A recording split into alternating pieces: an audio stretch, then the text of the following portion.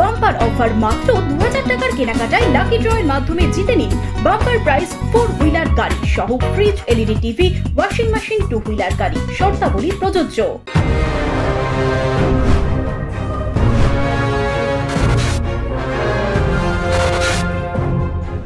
ফের শামসেরগঞ্জের উত্তর চাচণ্ডে শুরু হয়েছে ভাঙন। শামসেরগঞ্জে নদী ভাঙন নিয়ে শুরু হয়েছে রাজনৈতিক চর্চাও। ভাঙনে রাজ্যের বরাদ্দ নিয়ে প্রশ্ন বহরমপুরের প্রাক্তন সাংসদ অধীর চৌধুরীর। মুর্শিদাবাদে ভাঙন বন্যা মোকাবিলায় অর্থ বরাদ্দ নয় কেন, প্রশ্ন অধীরের। ভাঙনের কাজে দুর্নীতির অভিযোগ অধীর চৌধুরীর। কেন বর্ষার সময় যখন ভাঙন হচ্ছে তখন কাজের গল্প হচ্ছে, কেন শুখা মরশুমে কাজ হচ্ছে না? আজ কেন বালির বস্তা, মাটির বস্তা ফেলে কোটি কোটি টাকা লুট চলছে? কেন এই ভাঙন ঠেকানোর কাজ শুখা মরশুমে হচ্ছে না? আপনারা বলছেন 100 কোটি টাকা বরাদ্দ করেছে। কোথায় 100 কোটি? কোথায় সে টেন্ডার? কারা পেয়েছে টেন্ডার? সেই টেন্ডারের অনুযায়ী কোয়ালিটির কি কাজ হচ্ছে মানুষকে দেখান। 100 কোটি টাকা টেন্ডার হয়েছে মানে ভাঙন ঠেকানো যাবে না। টেন্ডারের মতো হয়, সে টাকা তো ঘরে যাবে, নেতাদের ঘরে যাবে, কাটমানিতে তারা রোজগার করবে, কিন্তু ভাঙন ঠেকাবে কে? তাই মুর্শিদাবাদ জেলার ভূগোল আজকে পাল্টে যাচ্ছে। অধীরের দাবি ভাঙন নিয়ে উদাসীন সরকার। সরকার উদাসীন? আপনি কেন্দ্রের সরকারের বিরুদ্ধে কই বলতে তো পারছেন না। কোথায় দাবি করেছেন? কোথায় মাস্টার প্ল্যান করেছেন? মানুষকে ধোঁকা দেওয়ার জন্য বড় বড় ভাষণ মারছেন। হাজার হাজার মানুষ শেষ হয়ে যাচ্ছে।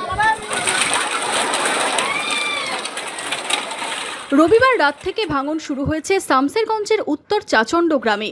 এদিন ভাঙন পরিদর্শনে যাওয়ার কথা ছিল অধীর চৌধুরীর।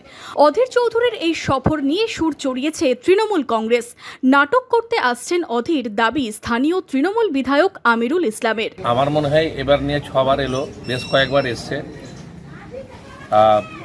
এবং গঙ্গার ধারে এসে কোথায় কোথায় ফোন করেছে। তো আমরা লাভ দেখতে পাইনি। যে কেন্দ্রের বিরোধী দলের নেতা ছিলেন তিনি বারবার বলেছেন যে ওনার সঙ্গে নাকি কথা হয়ে গেছিল গঙ্গা বেঁধে দিবে, কিন্তু আমরা পরিস্থিতির হেরফের দেখতে পাইনি। তো আজকে উনি আসছেন, হয়তো আবার নতুন কোনো কিছু নাটক করবেন, কিন্তু মানুষের সাহায্য করার উদ্দেশ্য নিয়ে আসছে না। ভাঙন মোকাবিলায় কংগ্রেস সরকারের ভূমিকা কি ছিল, প্রশ্ন তুলেছেন আমিরুল ইসলাম। বিজেপি সরকারের দিকেও অভিযোগের আঙুল তুলেছেন তিনি। বিধায়কের দাবি রাজ্য সরকারের উদ্যোগে চলছে ভাঙন মোকাবিলার কাজ। কংগ্রেস যদি মনে করত, মানুষের কথা যদি ভাবতো, তাহলে গঙ্গাটাকে তো অনেক আগে পুরো গঙ্গাটাই যার লেংথ আছে পুরো গঙ্গাটাকে বেঁধে দিতে পারত। হয়নি। এবং ফারাক্কা ব্যারেজের পর থেকে কিন্তু এই ভাঙনের প্রবণতাটা আমাদের এই শামসেরগঞ্জে বেড়েছে। আর আমাদের কেন্দ্রের সরকার নমামি গঙ্গার নামে হাজার হাজার কোটি টাকা খরচ করছেন। সেই টাকা কোথায় যাচ্ছে আমরা বুঝতে পারছি না। আমাদের দিকে ছিটে ফোটাও এলো না। তো এরা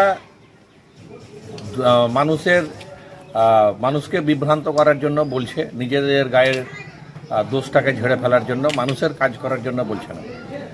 আজকে অনেকে অনেক কথা বলছেন, কিন্তু মাননীয় মুখ্যমন্ত্রী গঙ্গা ভাঙন পরিদর্শন করে গেছেন।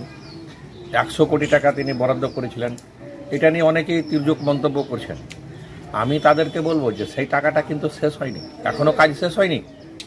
কাজ আবার শুরু হবে, গঙ্গার জল নামলে আবার কাজ শুরু হবে। একদিকে রাজনৈতিক তরজা, অন্যদিকে ভাঙনে প্রতিদিন ঘর ভাঙছে সাধারণ মানুষের। এর শেষ কোথায়? এর শেষ কবে? উত্তর খুঁজছেন শামসেরগঞ্জের ভাঙন বিধ্বস্ত মানুষজন। শামসেরগঞ্জ থেকে মাসুদ আলীর রিপোর্ট, ইমাজিন কমিউনিটি মিডিয়া।